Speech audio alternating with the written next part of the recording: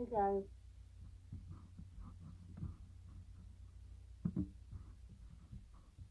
Yeah, wait for a few people to pop on.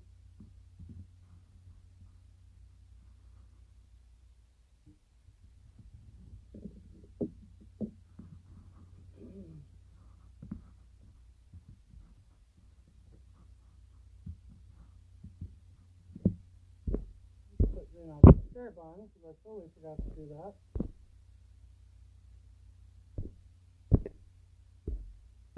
And that will ruin a podcast recording. Hey, Jerry Mitchell. Hi, Missy. Hi, Debbie.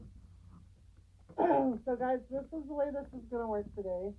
I am going to upload this live part of it to YouTube. I'll edit it and upload it to my YouTube channel for the podcast. But when I record the podcast, I also stream it on Spotify, Google Podcasts, iTunes, all those places, as well as my own self-hosted podcast channel. So I can't look at the screen, answer any comments. Oh, you know what? I'm trying to be fancy, and I've got you in this case. Let me see if I can fix it. Give me just a second. And I'm so glad you told me it was muffled before we got started on the podcast, because that would have been a catastrophe. Is that a little bit better, Missy? Is that a little better? Can you hear me now?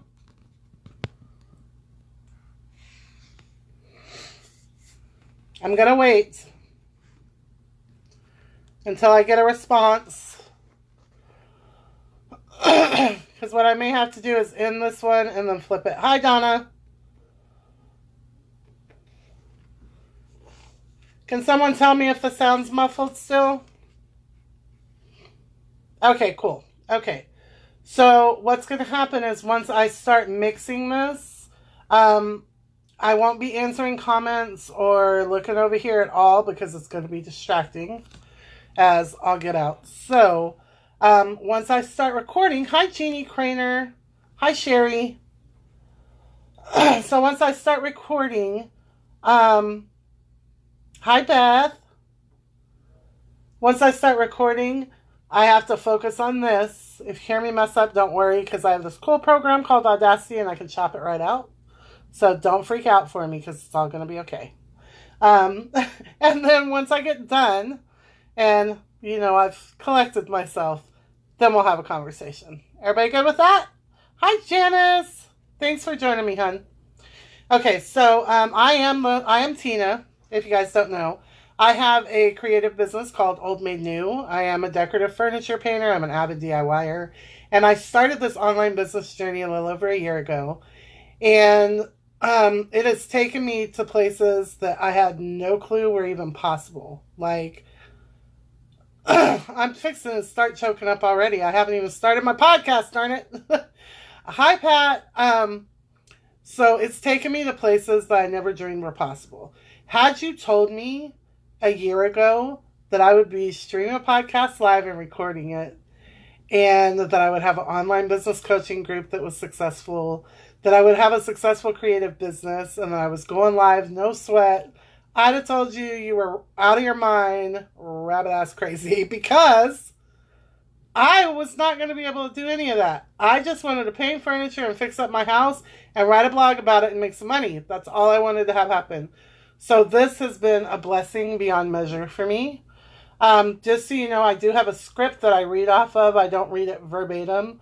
But if I didn't do an outline, not a script, an outline. Because if I don't outline it, I'm like crazy town all over the place. Hey, Joe. Joe is my neighbor. So without further ado, we're going to get rolling on the Sherwell podcast. This is episode number 5, but technically it's really number 4 because I have an interview podcast with Michelle Lopez, who is my business partner in All In on Business, that is already on the YouTube channel. But this is all about my background and my journey and what brought me here. I've got to get this one out of the way so that I can get moving with the intention of the podcast, which is to empower, encourage, and, give the women out there then maybe you're feeling the same things that I was feeling a year ago, a little bit of hope and a little bit of purpose, that yes, you can do this because I did it. Yes, you can do this because Michelle did it. Yes, you can do this because Janice did it. Yes, you can do this because Pat did it. That is the goal behind this podcast. So I'm going to go ahead and get started. And then we'll have a conversation afterwards. You guys wish me luck because this one's going to, there's a reason it's been a minute. So I'm going to get started, guys. Just bear with me. So.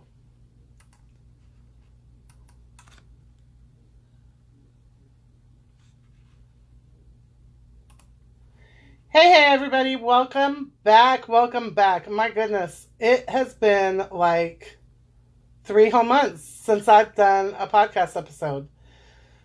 3 months. Oh, my goodness. So, thank you for hanging in there with me. I appreciate it so much. You have no idea. The fact that anybody even tunes into these and listens to them still just blows me away. It doesn't even feel like real life. And I know it's been a while, but there is a reason. I promise there is a reason that it's been a minute. This is probably one of the hardest podcast episodes that I am ever going to do. It deals with something that I hate talking about. I don't like speaking about it at all. So, it deals with grief and depression and loss, and those are not so fun things for me to think about or to deal with. I don't think they're fun things for anyone to think about and deal with. But even more than that, it talks about the place it took me and that feeling of worthlessness. And I just don't like remembering those things. And I think I couldn't do this episode earlier because it just had not been put on my heart or on my spirit to do it. So I've written this outline, believe it or not, probably 7-8 times. But I just wasn't ready to share it yet. And, I was driving home from having lunch with a friend today, and I called Michelle and I was like, you know what? Today's the day. When I get home, I got some stuff I got to handle, but as soon as I get done, I'm going to do it. I'm just going to do it because I got to bite the bullet and do it. So I'm ready now. So I promise I will become more routine with my episodes once I get this one out of the way. But I never ever want to be the person that comes to anybody with half the story or with anything that is anything less than 100% authentic. So it just had to wait. So I really hope you guys all understand that. So thank you to all of my awesome return listeners and viewers. If you want to see this stream live and have the chance to ask questions after, you can just head over to my Facebook page, Sheer Will Podcast, and like it, and I will send out a broadcast through Messenger every time that I go live, and then we can chat on the live after, or you can watch the live stream of this recording on my YouTube channel as well. It's under the same name, Sheer Will Podcast. And if it's your first time listening to me, make sure that you check out the previous episodes and hit the subscribe button so you get notified anytime I do post a new episode. Okay, so that's all the intro mumbo jumbo. Sorry, I'm a little nervous. So, as I mentioned, this episode is all about grief, loss, depression, and the places that it takes us. So, in episode number 2, I shared with all of you guys that I was forced into prostitution as a young adult. And as a result of that, I became addicted to drugs. I did escape that life and I got clean, which I thank God for every single day. But I never really dealt with any of that garbage that I started dragging along the way with me because of all that. I just kind of did what I think a lot of people do. I plastered a smile on my face and assured everybody, oh, I'm great. Everything's okay. I've talked to a lot of women in the last year, and I think that we all do that. Why? Why do we do that? Why? No one is going to love us any less if we say we aren't okay. It isn't going to kill us if we admit that we got stuff to deal with or that we ask people for help. I don't get it. I don't understand why we do that. So anyway, I'm getting a little bit ahead of myself. Sorry. Trying to stick to the outline. I have suffered from depression most of my adult life. I've been kind of like an Eeyore most of my adult life. And because of the things that I've been through and the fact that I didn't deal with any of it, I kind of let it weigh me down. And as a result, my self-esteem, my sense of self-worth, my sense of self-love, self-care, all suffered. So I got in the habit of allowing the people in my life to treat me badly. I allowed people who claimed to care about me or to love me to use me, to abuse me, to neglect me, and to make me feel even worse about myself. I did this for a really, really, really long time. I just did not believe that I deserved any better, so I never demanded better for myself. And that just kind of fed my depression and fed those feelings of worthlessness and the growing self-doubt and the lack of self-esteem. But, of course, in true Tina fashion, I still put a big smile on my face and assured everybody that everything was okay. So let's fast forward through me becoming disabled, which was covered in the next episode, and the added depression that brought into my life in 2012. And then let me remind you that my brother, Howard, and I were always really, really close. Okay, I'm kind of like jumping around because I know it's coming and I'm bracing for the wave. So I grew up an Army brat, and for those of you that are Army brats, you can probably attest to this too. Your siblings closest to you in age kind of become your closest friends because you're constantly moving around and things are always changing. So that's who you hold on to. That becomes your battle buddy. So we always had like a sixth sense about each other. I knew instinctively when he needed me, and he always knew instinctively when I needed him. So 2012 was a really, really bad year for me. I had let another man just wipe his feet all over me. And I had hit a really, really low, low place. And I actually had tried to commit suicide. But none of my family knew that. None of my family knew it. But my brother instinctively knew. Just popped up at my house one day. And he just informed me, told me, like flat out, me, Vicky, and the boys are coming to stay with you. And that was that. Like, that's what happened. So I was grateful for it because it was just me rattling around in a 5-bedroom house. I was all by myself. I was depressed.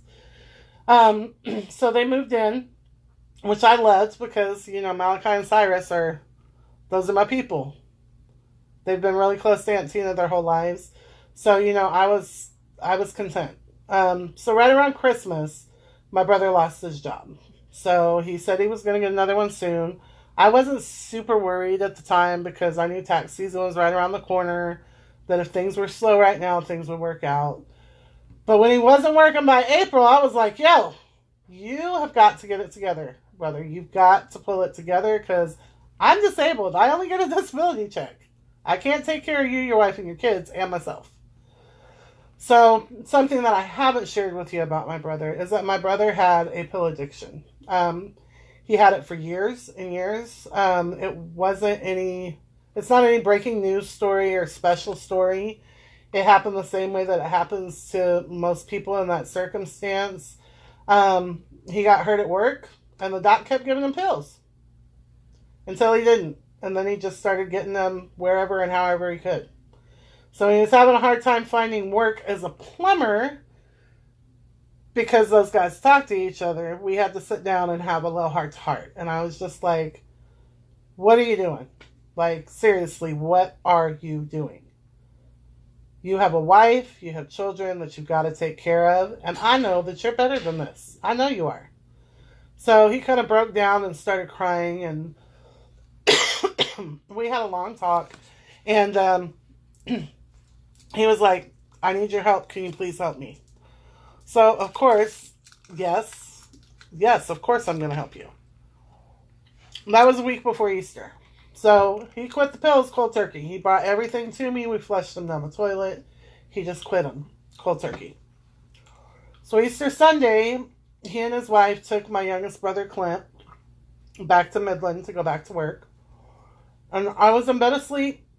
And the sheriff comes and wakes me up and tells me I need to get up and come get my sister-in-law because my brother's in the front yard and the EMTs are working on him.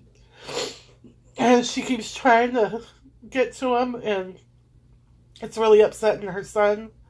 And we don't want to have to put her in handcuffs. Can you please come get her and get her under control?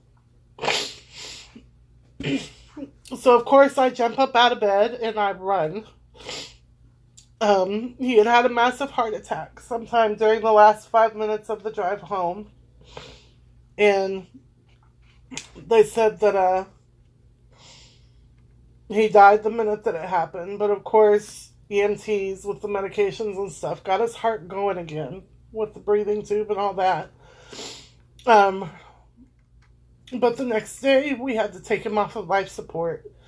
And it stunk because, when that happens, you can't immediately go to the hospital. Like, I don't know if any of you have ever dealt with this, but when something like that happens, the police automatically come out to do a death investigation. Or at least in Texas, that's how it is. So we couldn't go immediately following the ambulance. And of course, at the time, they hadn't told us he was dead the minute it happened. All we know is they've gotten his heart started again. He's, got the tube in his throat to help him breathe, and they're taking him to the hospital. So I get on the phone with my dad, and I'm like, Dad, look, this is what's going on. We can't leave to go to the hospital yet because we have to give our statements to the police, and then we're going to stop and get Malachi from school, and then we're on our way. So we get up to the hospital, and my dad comes walking out as soon as we're coming up, trying to find out where they're at. And he gives us this thumbs up sign, like, hey, he's all good, because he was stopping everybody in scrubs that walked by. And a little nursing student stopped and said, oh, yeah, he's great. He's sitting up in bed, he's talking everything. So we're all sitting out there celebrating, because we're like, oh, my God, thank God. She was a nursing student and went and checked on the wrong room. So, they take him up to medical ICU, and everybody's going into the room to see him. And Sai's going in the room right in front of me, and as soon as he sees his dad in the bed, he turns around and his face lands right in my chest, and he's like, I can't go in there, I can't go in there. And I had to tell him, I don't want to go in there either, but this may be the last time that we get to see your daddy and talk to him. So, do you want to go in with me? And he was like, yeah, but can you please stay with me? So, I stayed with him. And we prayed and we talked to him, and we did all the things that families do in that situation. And we had just got home that night, and we got a call from the doctor saying he had just failed his last apnea test and that we needed to get our family together, but they were recommending that we take him off of life support. So the next morning, that's what we did. And all I could think about standing in that hospital room, watching his sons and his wife lay across his body crying, watching my mom and dad as they were falling apart because they were saying goodbye to a child, was who was going to be my friend now? Who's going to be there for me now? And then I immediately felt guilty for thinking that. I mean, it was a fleeting thought, but I beat myself up about it for the next 3 years. Like I had hit him with the car or something and made him die. So, of course, deeper down the rabbit hole I went. So we moved in with my mom and dad because every time I walked outside, I saw my brother laying there in that front yard. And I also needed to step in and help take care of mom because my sister had been doing it my sister-in-law had been doing it previously. And she just couldn't. So, Mom had been disabled and needed around-the-clock care for about 10 years at this point. So, she had to be a mom and dad to 2 teenage sons, and she was dealing with grief, so I needed to step up and step in. So, it was quite the adjustment. My mom and I had been like oil and water my whole life. Like, we were not close at all. We had different views on decisions that I had made in my life, and we fought like cats and dogs about it all the time. We had wasted so much time being angry with each other. But when we finally got the chance to sit down after my brother passed away, and we got on the same page because neither of us wanted the last thing that we did or said to be unkind, it helped mend things a little bit. It really helped us. But my mom was not easy. Okay, in her healthy days, my mother was a freaking force of nature. But since she had gotten sick, it's like she reverted backwards. So just think of an adult in the terrible two phase. She would throw fits. She didn't want to do what she needed to do. And then she would end up back in the hospital. Then she'd come home, do what she was supposed to do for a little bit, and then the cycle would start all over again.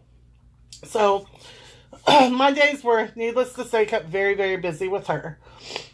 But I felt completely alone. I would sit in my room or in the bathroom by myself and I would just cry for like no reason.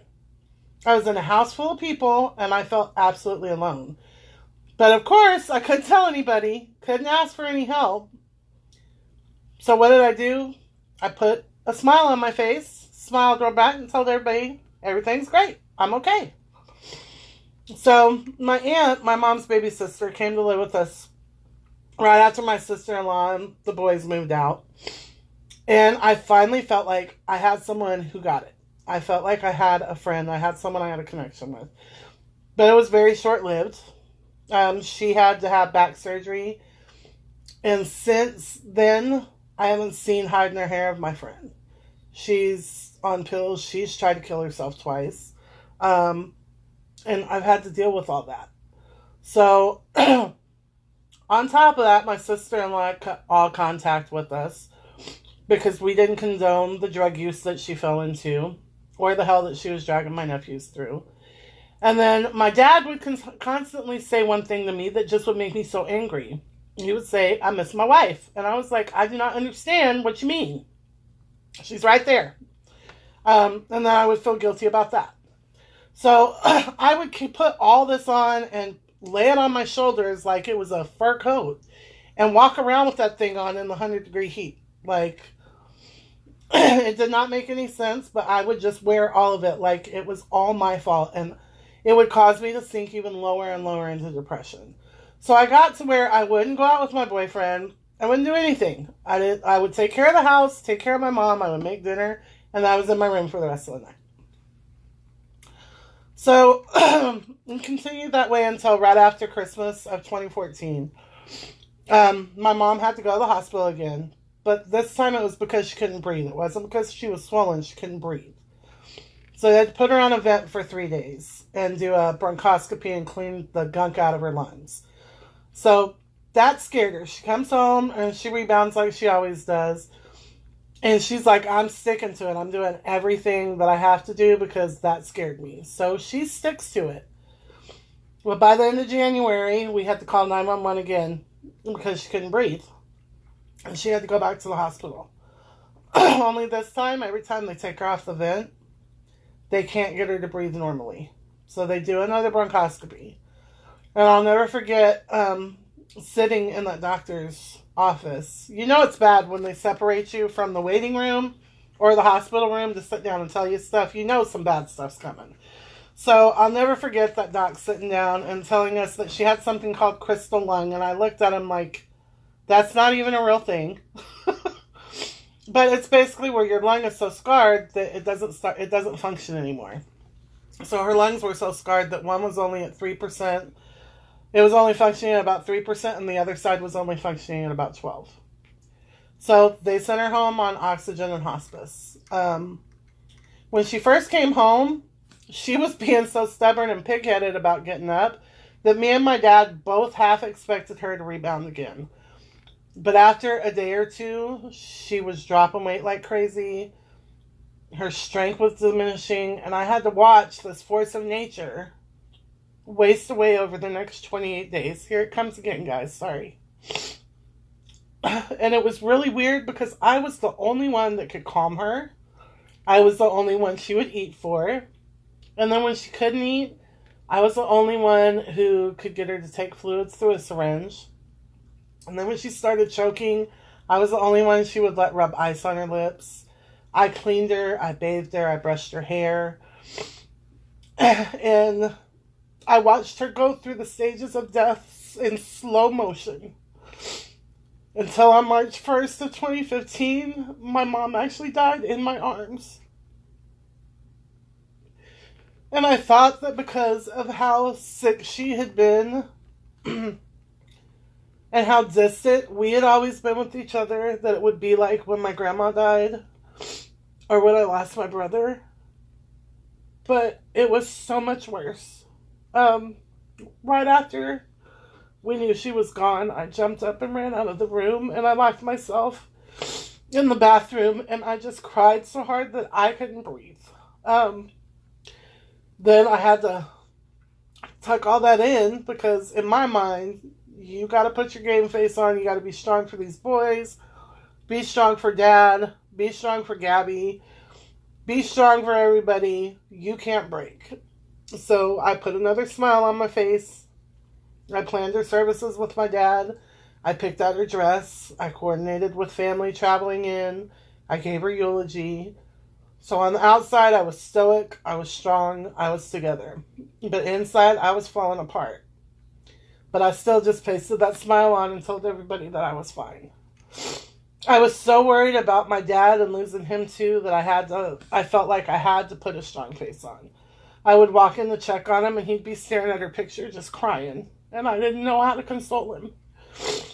But about 2 weeks after we lost Mom, we went to the cemetery and they had put her marker on her grave. And I just remember feeling like someone had knocked the wind completely out of me.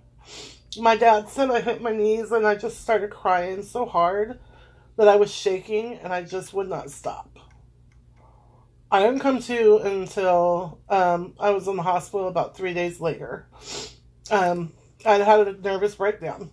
It's a real thing. Like, I had a complete nervous breakdown. So, I get home, and I'm encouraging my dad, like, you can't sit around here and be depressed. You've got to meet people. You made Mom a promise. Mom made him promise he would go find someone. So, I set him up on the internet on dating profiles. He met a lady, like, the first night. She turned out to be a little crazy. But then he met Brenda. And within a month, he had moved with her and been like, here. And he was like, here's the house at church, bye. And everything that's in it. Her sister, the boys, all of it. It's all yours. So he takes off and goes and moves in with her. So we plan a trip to go to Oklahoma together. And we come home and there's sheriff's cars in the yard. They've come to pick up my baby brother, which is another episode. We're not even going to get into that. But he ended up going to jail for 2 years. And he's on probation for the next 10 years of his life. And not too long after that, I got a phone call that my boyfriend, my significant other, the one that I was on and off with for almost 20 years, Gabby's dad, was at the emergency room. Could I get there? I got up there and he had a massive stroke with hemorrhagic brain. He had a hemorrhagic stroke, had been having it for days, and was just being stubborn and wouldn't go to the hospital. And he lives in Chicago now. He can't speak. He can't walk. He can't do much of anything. He can string some words together, but it's like he's trapped inside of his body and his mind and he can't get out and he gets really frustrated. And I get to answer probably 30 calls at least a day from him.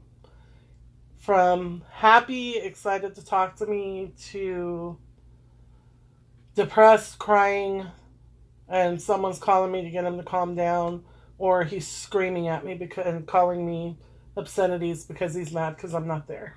And he doesn't understand why.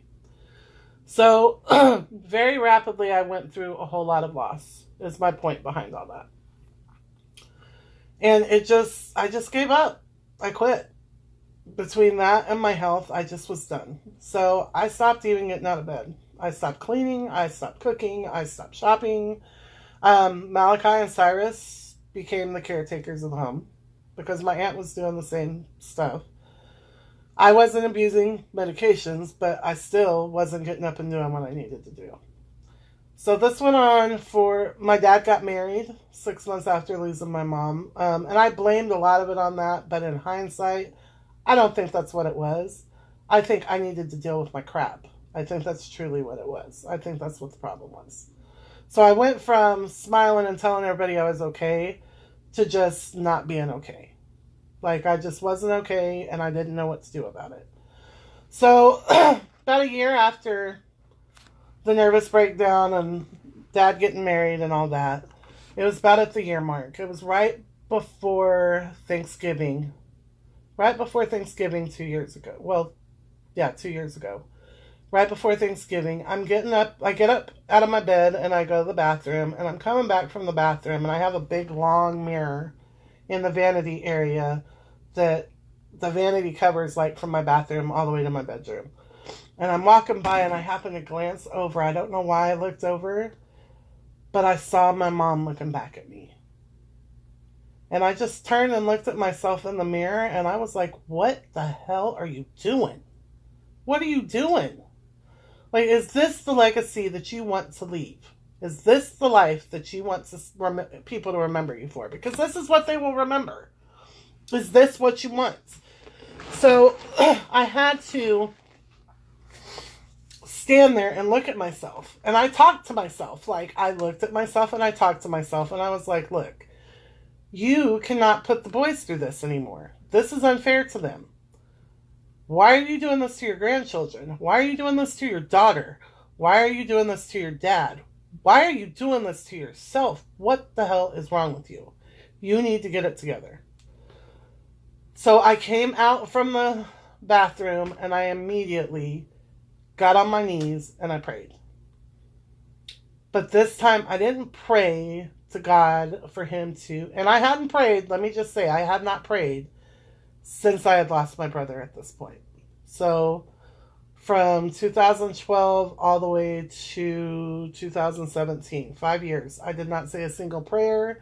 If someone said something to me about God, I didn't say anything nice back. I can promise you that.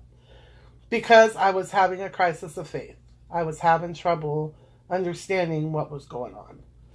So, but at that moment, I knew that's what I needed. So I hit my knees and I prayed. But this time, I didn't pray like, why me, or anything like that. All I did was I prayed for strength to understand, and I prayed for guidance to help me lift myself out of it.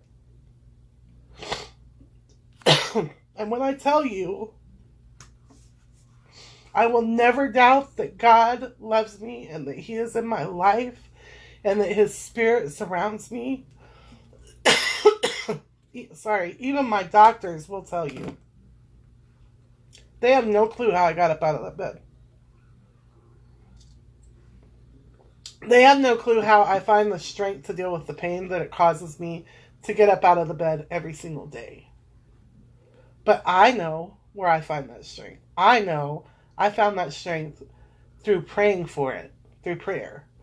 I know that I have that strength because I have my mother's grace watching over me. I know I have that strength because I have my grandmother's grit watching over me. I know I have that strength because I have my brother's friendship and spirit and love wrapped around me. I know where the grace is from. I know where I find the power to do that every day. And I know that I never, ever want to return to that person again. Ever. And it was not easy. I mean, I would get up, and after being up moving around for like an hour, my little ankles and feet would be so swollen that every time I moved, it looked like they were going to explode. It was bad. Because I was sedentary for over 2 years. I had gained so much weight, it was not even funny. I had not done anything for myself. But every day, I made myself get up. I would make myself get up and make my bed. I would make myself get up and take a shower. I would make myself get up and put clothes on. And I would make myself get up and do one task. And the next day I did 2. And the next day I did 3. And the next day I did 4. Until I got to where I wanted to get up. And I was looking around like, ooh, let's do this. Ooh, how about we do this over here? Ooh, how about we do that over there? And that's how Old Menu was born. Because I was looking around at this house that I had been left that was falling down around my ears. I had like 50 cars sitting around it in the yard. The grass was overgrown. Nothing was clean. I mean, it was horrible. It was bad because the boys didn't know what to do. I mean, they were just kids when they moved in. They had no clue. So I very quickly latched onto them, apologized to them, and told them, look, from here on out, we're a team. And that's how we operate. We are a team. We're a team. And we have each other's back no matter what. Do I have some things in my life today still that are negative influences on me? Yes, but I'm not to a place yet where I can deal with them. When God feels it's time for me to deal with my aunt who's still living here, I love her to death, but nothing's ever going to change, and I know that. When God's ready for me to deal with that part and to remove that part and that negativity from my life, He's going to show me how to do it, and He's going to give me the strength to do it. And that's how I start every single day. I start every morning with a devotional, and I pray. And I pray every morning for the understanding for anything that's to come or anything that's happening. And I pray for the strength and guidance to deal with it. That's it. So, all of the loss and the grief and the feelings of worthlessness, now I know what I deserve. And I demand that others treat me better. I don't allow people to walk on me anymore. I don't allow people to use me as a doormat. I'm a kind-hearted person, so I'm very giving of my time. I'm very giving of myself. But if you attempt to use me or to hurt me, I promise you won't get a second opportunity to do it. Because I've just reached a point in my life where I know that I deserve better than that. I know what I deserve. I know what I'm worth. I know that I am something of value. I am God's creation. And I know I'm not done yet. Or God would not have allowed me to live through all of that. And He wouldn't have given me the strength to lift myself up out of it. So, if you're struggling with loss, if you're struggling with something that you've dealt with, if you're pasting a smile on your face and telling everybody everything's okay and you're not okay, find your person. If you can't find your person, hit your knees and just pray for the strength to find your person. Pray for the strength to find that person that's going to help you. Pray for the guidance to lead you to that person that's going to help you. And pray for the strength and understanding to deal with what you're dealing with. Because God has the power to pull that off your heart. He has the power to heal your spirit. And I can tell you that because He healed mine. I've went to counseling. I've went to groups. I've talked to my priest. I've done all those things. But the biggest part of my healing, I know, came from God. I know that's where it came from. And I can say that with 100% absolute certainty. So, I appreciate you guys struggling through this one with me.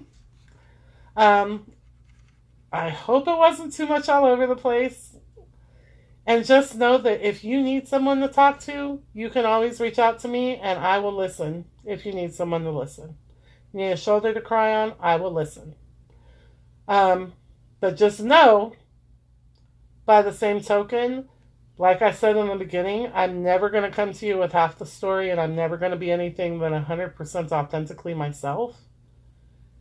If what you're going through is some bullshit and you just need to pull yourself out of it, I will probably tell you that too. But I'll also be the same person there cheering you on and helping you and supporting you while you do it.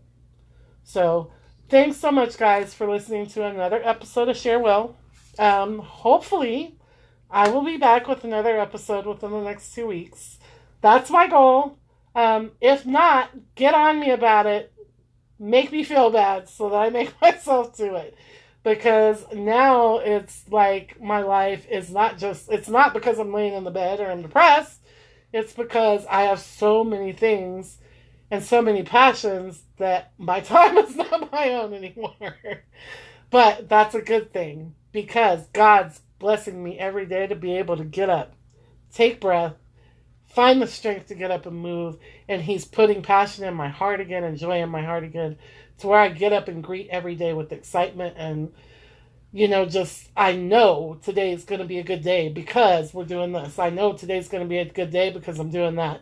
Even if it's something that I really don't like doing, I still get excited about getting up and doing it, because there was a time when I wasn't excited about anything and I didn't want to get up. I didn't care if I stopped breathing while I slept. I prayed for it.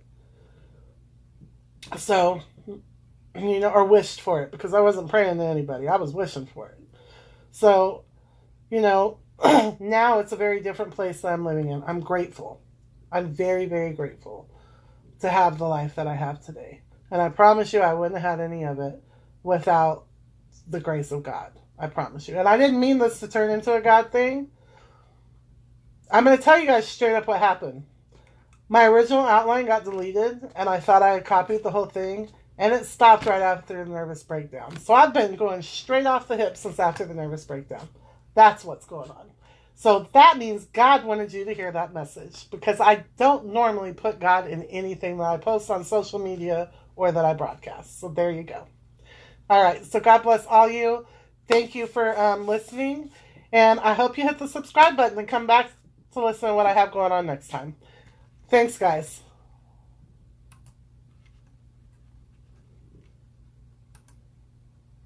Whew. Hi, guys. Hi, Elspeth. Hi, Sherry. You guys, have you been having fun over here with... Oh, my goodness gracious. Y'all been having lots of fun over here without me. Oh, Mary Lou, I'm sorry that you're in a hole. If you need to talk, you reach out to me. So thank you guys so much for being here with me through that. That was stinking hard. Like, you have no idea how hard that was. I hate talking about this stuff. I hate it. I hate it, hate it, hate it. But you know what I think it was? I was at lunch today with Miss Frances. Thank you, Betty Sue. I was at lunch today with Miss Frances, and we were chit-chatting. Let me turn on my air conditioner, because, I'm hot. We're going to turn it on low so I don't get y'all out of there. But, we were chit-chatting, and I swear I didn't get misty-eyed. I didn't start crying or nothing. But, man, I was coming home, and I called Michelle. I was like, I think today's the day. She was like, girl, do it. Hi, Mary Lou. Thank you, Melissa. I do got this. I got this. You have to rewatch, Francis. So I was driving home and I called Michelle and I was like, Michelle, today is the day I need to do the grief podcast. Like, I don't know why, but today's the day. And it was the day. Like, for real, it was the day. So that felt good to get that off my heart. But I swear to y'all, like, I outlined my podcast so that I have talking points, because without it, I get, like, all over the place.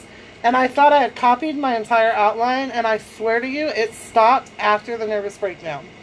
So all the rest of that was nothing but God, I promise you. Because I never, ever, I will tell you that I believe in God and that I pray, but I don't talk a lot about my faith or any of that stuff, especially on social media or on my podcast. And oh my Jesus, like, that was nothing but God, I promise you it was. It was nothing but, like, that was truly Him speaking through me. Exactly, Jerry, exactly.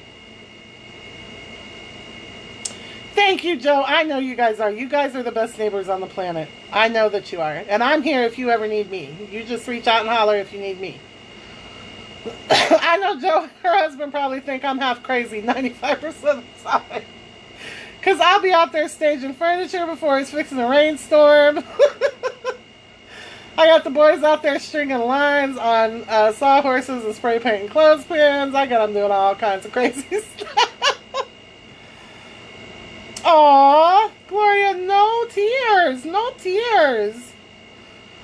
Thank you, Karen. That truly was from the heart, Elena. That was truly from the heart. Like, you can't make that stuff up. You cannot make it up. Yeah, we're all crazy. I own my crazy. I own every inch of it. I just live streamed my podcast recording, honey. Dina, I just live streamed my podcast recording. Yes, Mary Lou, I do think you were meant to hear me, definitely. You guys just wanted to hug me at the same time. I'm going to have to go back and look at all the comments. I kept glancing out of my eye because I kept seeing things like, I was like, oh my God, stop looking over there. Stop looking.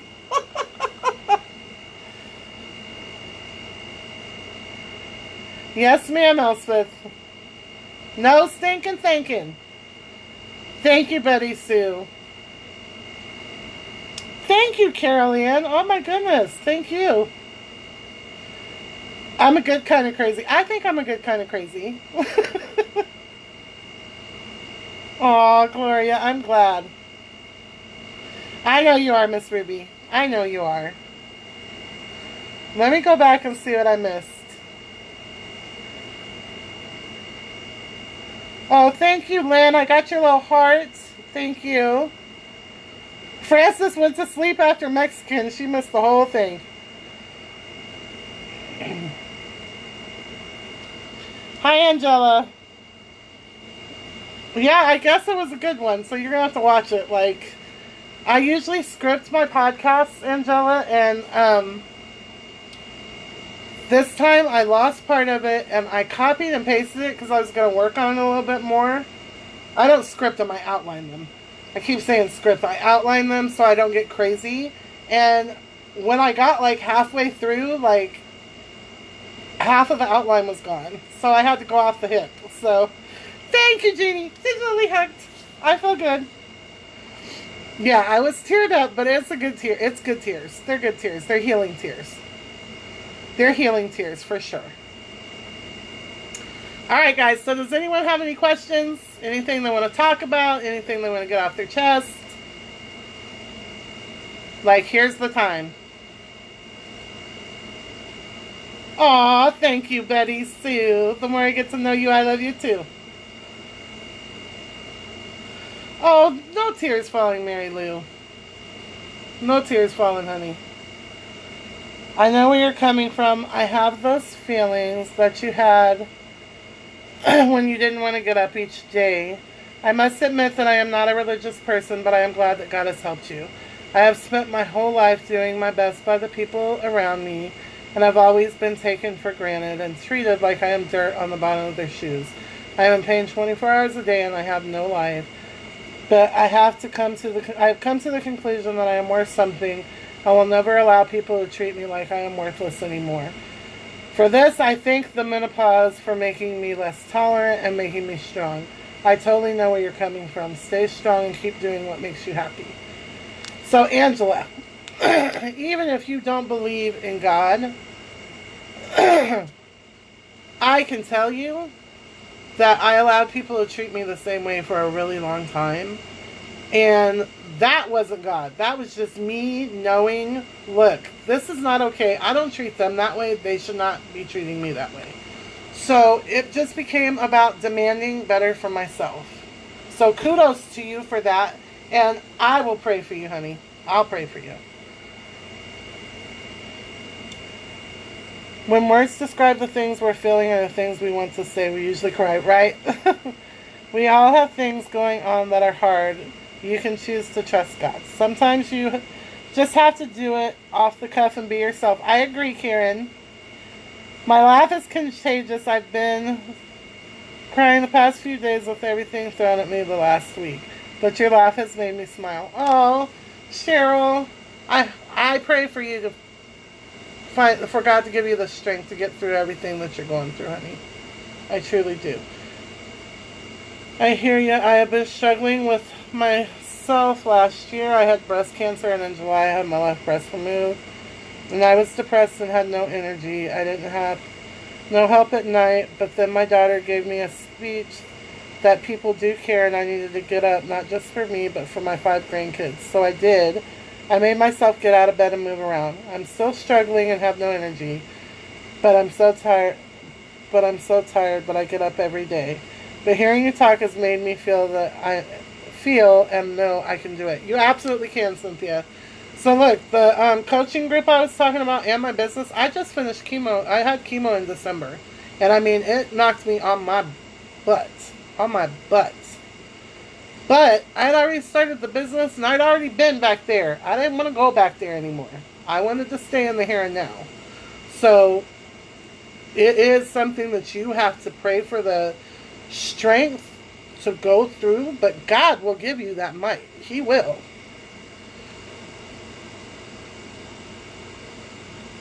Oh, that's okay. We're all precious in God's sight, and God makes no junk. That's absolutely right, Sherry. So much physical and mental pain, 24/7 pain, depression, anxiety. Okay. I just lost you. Honey, I have systemic lupus with every organ involvement you can think of. So trust me, I can relate, Mary Lou. So please have faith that things can get better, because they can. I've been living in an active flare for more than 8 years now. It is a daily struggle. I've learned to fake feeling and being fine. Then I break down. Gloria, that's not healthy. And I don't know why. Tell Jack I said, hey, hey. I don't know why we as women do that. Why do we do that, ladies? Why? Why do we paste a smile on our face and tell the world we're fine when we're falling to crap inside? Why do we do that?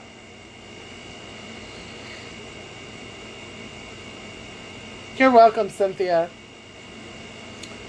I always think God likes to kick you in the butt. I get tired of obstacles and was given another again. You gotta come over them hurdles, Ruby. I can honestly tell you, like, the grief is still hard for me. I still have to deal with it every year. Like, this last year I just had to embrace that from like March 1st until after Mother's Day, I'm just going to be depressed. That's just going to be the world that I live in. And there's nothing I can do about that. Because we go from March 1st is when Mom passed away. The end of March was Grandma's birthday. I also did her hospice. So that's a icky time for me to remember too. And then the beginning of April, I lost my little brother. The end of April is Mom's birthday. And then the beginning of May is Mother's Day, and it's my brother's birthday. So like that whole stream right there, I just get in a funk. Like, I just get in a funk. And on the days, I get super emotional. And I'm not a super emotional, like, touchy-feely type of gal. Like, I'm really not. I'm from Killeen, Texas, Cynthia. I live in Killeen.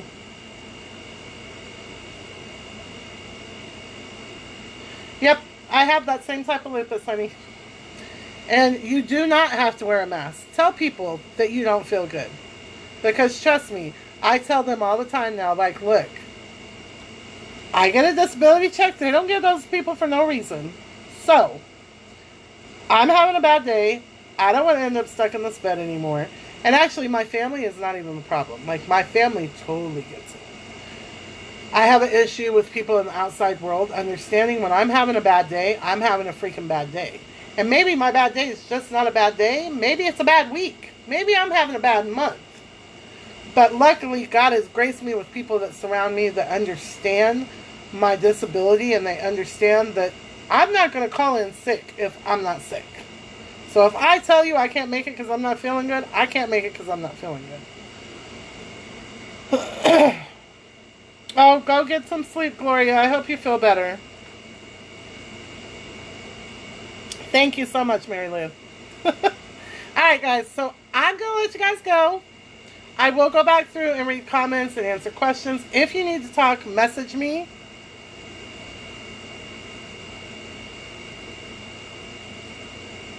Oh, Donna, I'm sorry. I know that's going to be a hard one for you. The first one is always the worst one. I can tell you that. Like, the first one's always the worst one.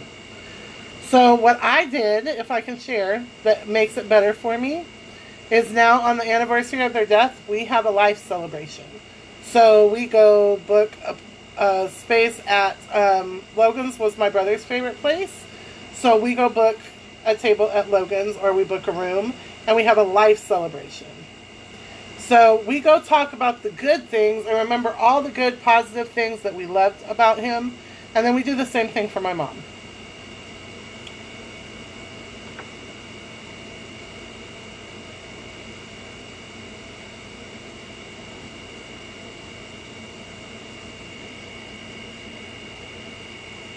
But you know what, Angela? You have to be able to tell people, especially the people that you waste, that's a bad word, that you spend your energy taking care of. You have to be able to tell those people when you need them to give something back to you. You've got to be able to do that because it's not healthy if you can't.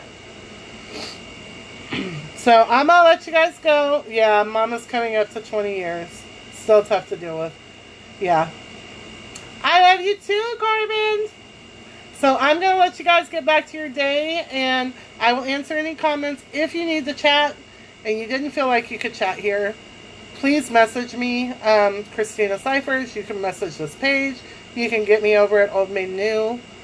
Any of those places. Okay? Thanks so much for taking the time to stop in and listen and support me. I appreciate it more than you know. Mwah. Bye, guys.